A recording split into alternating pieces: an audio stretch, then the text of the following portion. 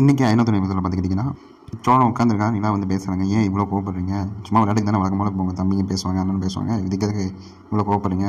ஆமாங்க, இதெல்லாம் மற்றவங்களுக்கு பண்ணால் இது எனக்கு பண்ணால் கோவப்படக்கூடாதுல்ல அப்படின்னு சொல்லி சோழன் ரொம்ப இன்னும் கோவமாகறான். அப்புறம் என்ன சொல்கிறாங்க, எதுக்கு அவங்கள்ட்ட போய் நான் ஐ லவ் யூ சொல்லலாம் சொல்லுங்க அப்படின்னு போது நானே இங்கே எந்த எப்போ ஓடலான்னு இருக்கேன் அப்படின்னு சொல்கிறாங்க. அதுக்கு ஆமாம் அது தெரியாமல் சொல்லிட்டாங்க, தெரியாமல் வாய் வந்து அடக்க முடியல அப்படின்னு சொல்லி அவனை திட்டிட்டு எனக்கு மதுரைக்கு சவாரிக்கு நான் போகிறேன் அப்படின்னு சொல்லிட்டு கிளம்புறான்.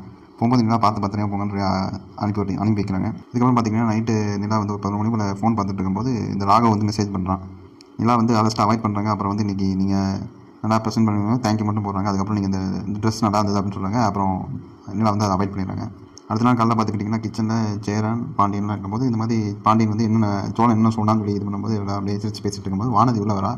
உள்ளே வந்து பார்த்தோன்னா பாண்டியன் தான் அவங்க அண்ணிட்ட பேசுறது வந்து என்ன ஏதாவது சகஜமாக பேசுகிறாங்க அப்படின்னு சொல்லி ஒரு மாதிரி பார்க்குறா, போகிறான் பிடிச்சவ. அப்புறம் பார்த்திங்கன்னா வானதி வந்து அவங்க பொங்கல் வச்சதை எல்லாத்தையும் கொடுக்குறாங்க. அது வந்து நிலாவை சாப்பிட சொன்னபோது நிலா வந்து இல்லைங்க நல்லா சாப்பிட்டேன், அதனால் சாப்பிட முடியாதும் போது நீங்கள் எங்கள் பொங்கல்லாம் சாப்பிட மாட்டீங்களா அப்படின்னு சொல்லி வானதி ஏற்றி விட்றா.